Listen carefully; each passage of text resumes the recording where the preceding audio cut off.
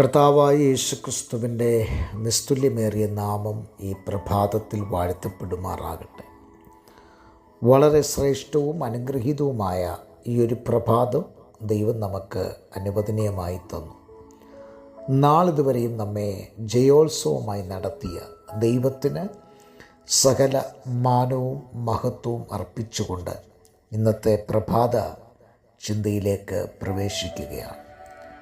ഞാൻ നിങ്ങളെ ഒരു നാളും അനാഥനായി വിടുകയില്ല എന്ന് വാക്ക് പറഞ്ഞ ലോകാവസാനത്തോളം എല്ലാ നാളും ഞാൻ നിങ്ങളോട് കൂടെ ഇരിക്കാമെന്ന് അരുളി ചെയ്ത നമ്മുടെ കർത്താവായ യേശുക്രിസ്തുവിൻ്റെ നാമത്തെ മാത്രം ഉയർത്തുവാൻ ഓരോ ദിവസവും ദൈവം നമുക്ക് അവസരങ്ങൾ തരുമാറാകട്ടെ എന്ന് പ്രാർത്ഥിക്കുകയാണ്.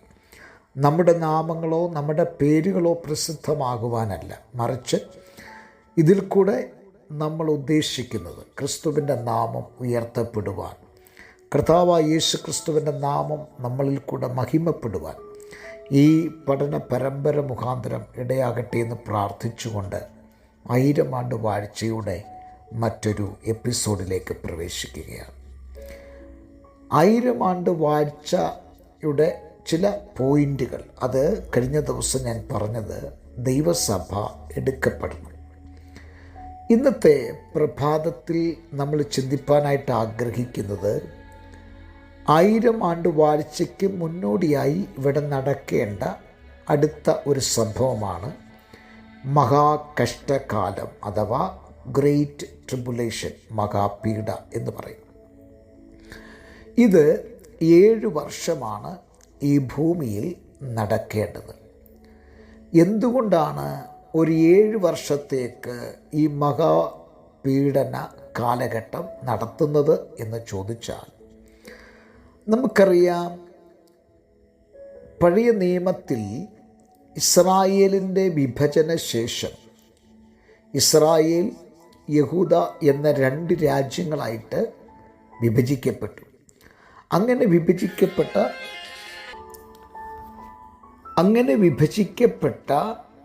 രാജ്യം ആദ്യത്തെ അടിമകളായി ഇസ്രായേലിൻ്റെ 10 ഗോത്രം അശ്ശൂരിൻ്റെ അടിമത്തത്തിലേക്ക് പോകുകയും പിന്നീട് നെബൂപ്പോളസിൻ്റെ മകനായ നെബൂഖദ്നേസറിനാൽ BC 606 യഹൂദ ജാതി ബാബിലോണിയ പ്രവാസത്തിലേക്ക് പോവുകയും ചെയ്തു.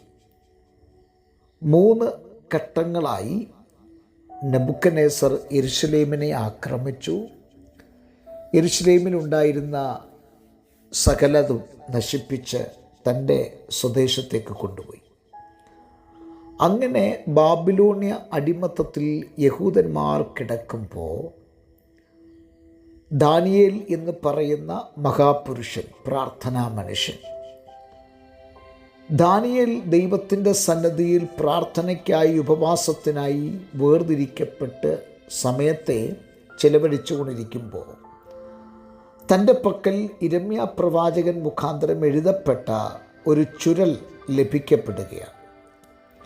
ആ ചുരുളിൻ പ്രകാരം ഇസ്രായേലിന് ഒരു 70 വർഷത്തെ കാലഘട്ടശേഷം ഒരു വിടുതലുണ്ട് എന്ന് ദാനിയേൽ ഗ്രഹിച്ചു. പക്ഷെ ദാനിയേലിന് അവിടെ തെറ്റുപറ്റിയത് 70 വർഷം എന്ന് ഗ്രഹിച്ചതിലാണ്. എന്നാൽ അതിനെ തിരുത്തിക്കൊണ്ട് ദൈവത്തിൻ്റെ ആത്മാവ് ദാനിയേലിനോട് പറഞ്ഞു, 70 വർഷമല്ല, 70 ആഴ്ചവട്ടമാണ്. അതായത് ഒരു വർഷം ആ കാലഘട്ടത്തിൽ ഇസ്രായേലിന് തികയണമെങ്കിൽ 7 വർഷം അവർക്ക് കാത്തിരിക്കേണ്ടി വരുമായിരുന്നു.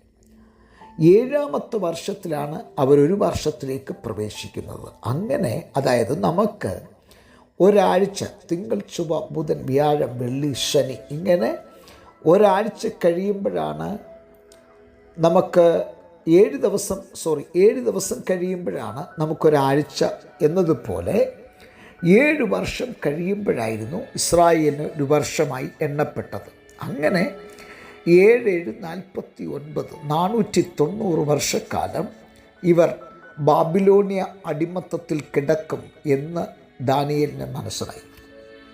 അതിനെയാണ് 70 വീക്സ് അഥവാ 70 ആഴ്ചവട്ടം എന്ന് പറയുന്നത്. അങ്ങനെ 70 ആഴ്ചവട്ടം 490 വർഷം. ആ വർഷത്തിൽ അവരതിനു വേണ്ടി കാത്തിരിക്കുന്ന സമയം ഏതാണ്ട് 490 വർഷം തികയാൻ 7 വർഷം ബാക്കിയുള്ളപ്പോൾ, അതായത് ഒരാഴ്ചവട്ടം ബാക്കി ഉള്ളപ്പോൾ മശിഹ സ്വന്തത്തിലേക്ക് വന്നു. സ്വന്തമായവരോ മശിഹായെ തള്ളിക്കളഞ്ഞു. ദാനിയേൽ പ്രവചന പുസ്തകം വായിച്ചാൽ നമുക്കറിയാം, സ്വന്തമായതിലേക്ക് വന്നു, കർത്താവിനെ തള്ളിക്കളഞ്ഞു. അങ്ങനെ സ്വന്തമായതിലേക്ക് വന്ന കർത്താവിനെ തഴഞ്ഞ യഹൂദ ജാതിയെ വിട്ടിട്ട് ജാതിയരുടെ ഇടയിലേക്ക് ദൈവത്തിൻ്റെ വചനം പ്രചരിപ്പിക്കപ്പെടാനും ജാതികളായ നമ്മളിലേക്ക് ദൈവത്തിൻ്റെ കൃപ പകരുവാനും ദൈവത്തിന് പ്രസാദം തോന്നി. അങ്ങനെ യഹൂദന്മാർക്ക് ലഭിക്കപ്പെടേണ്ടിയിരുന്ന ഒരാഴ്ചവട്ടം മാറ്റിവെച്ചിട്ട് ജാതികളിലേക്ക് ദൈവത്തിൻ്റെ കൃപ തിരികെയും ഞാനും നിങ്ങളും രക്ഷിക്കപ്പെട്ട് അഭിഷേകം പ്രാപിച്ച് ദൈവകൃപയിൽ ദൈവസഭയുടെ അംഗങ്ങളാകുകയും ക്രിസ്തുവിൻ്റെ മക്കളെന്ന് വിളിക്കപ്പെടുന്ന അവകാശവും ആ പദവിയും നമുക്ക് ലഭിക്കപ്പെട്ടു. ഇനി ഉള്ള ഒരാഴ്ചവട്ടം, അതായത് 7 വർഷം എന്ന് പറയുന്നതാണ് ഈ മഹോപദ്രവ കാലഘട്ടം എന്ന് പറയുന്നത്. നിങ്ങൾക്ക് മനസ്സിലായി കാണും എന്ന് ഞാൻ വിശ്വസിക്കുന്നു. ഈ ഒരാഴ്ചവട്ടം ആർക്ക് വേണ്ടിയിട്ടുള്ളതാണ്? ഇന്നുള്ള ദൈവസഭയ്ക്ക് വേണ്ടിയിട്ടോ കർത്താവായ യേശു ക്രിസ്തുവിനെ സ്വന്തം രക്ഷിതാവായി സ്വീകരിച്ച യഹൂദന്മാർക്ക് വേണ്ടിയിട്ടോ ഉള്ളവരല്ല. മറിച്ച് ഇന്നും യഹൂദന്മാരായിട്ടുള്ളവർ കർത്താവിനെ മശിഹയെന്ന് അംഗീകരിക്കാതെയും ക്രിസ്തുവിനെ സ്വന്തം രക്ഷിതാവായി സ്വീകരിക്കാതെയും ഇരിക്കുന്ന യഹൂദ ജാതികൾക്ക് വേണ്ടി മാത്രം ഉള്ളതാണ് ഈ 7 വർഷക്കാലം അഥവാ ഒരാഴ്ചവട്ടം എന്ന് പറയുന്നത്. അതുകൊണ്ടാണ് നമ്മളെ സംബന്ധിച്ച് എഴുതിയിരിക്കുന്നത്, ഇപ്പോഴാകുന്നു രക്ഷാദിവസം, ഇപ്പോഴാകുന്നു സുപ്രസാദകാലം. ഈ കാലഘട്ടത്തിൽ കാഹളം ധ്വനിക്കുന്നതിന് മുൻപ് ജാതികളായ നമ്മുടെ അവസരമാണ് കർത്താവായ യേശു ക്രിസ്തുവിനെ രക്ഷകനായി അംഗീകരിക്കുകയും സ്വീകരിക്കുകയും ചെയ്യുക എന്നുള്ളത്. എന്നാൽ 7 വർഷത്തെ കാലഘട്ടം അത് യഹൂദന്മാർക്ക് വേണ്ടിയിട്ടുള്ള കാലഘട്ടമാണ്. ആ കാലഘട്ടത്തെയാണ് മഹാകഷ്ടകാലം എന്ന് പറയുന്നത്. ഇതിൻ്റെ ബാക്കി ഭാഗം നാളത്തെ പ്രഭാതത്തിൽ കേൾക്കാം. കർത്താവ് നമ്മളെ അനുഗ്രഹിക്കട്ടെ. കണ്ണുകളെ അടയ്ക്കാൻ പ്രാർത്ഥിക്കാം. നല്ല ദൈവമേ, സ്വർഗ്ഗസ്ഥ പിതാവേ, മനോഹരമായ നല്ല സമയത്തിനായി സ്തോത്രം. ജനത്തെ അനുഗ്രഹിച്ച് പ്രാർത്ഥിക്കുന്നു. വലിയ അനുഗ്രഹമാക്കി തീർക്കണം യേശു ക്രിസ്തുവിൻ നാമത്തിൽ തന്നെ, ആമേൻ. എല്ലാവർക്കും നല്ലൊരു പ്രഭാതം ഞാൻ നേരുന്നു. ക്രിസ്തുവിൽ നിങ്ങളുടെ പ്രിയ സഹോദരൻ പാസ്റ്റർ ജോ സാമുവേൽ.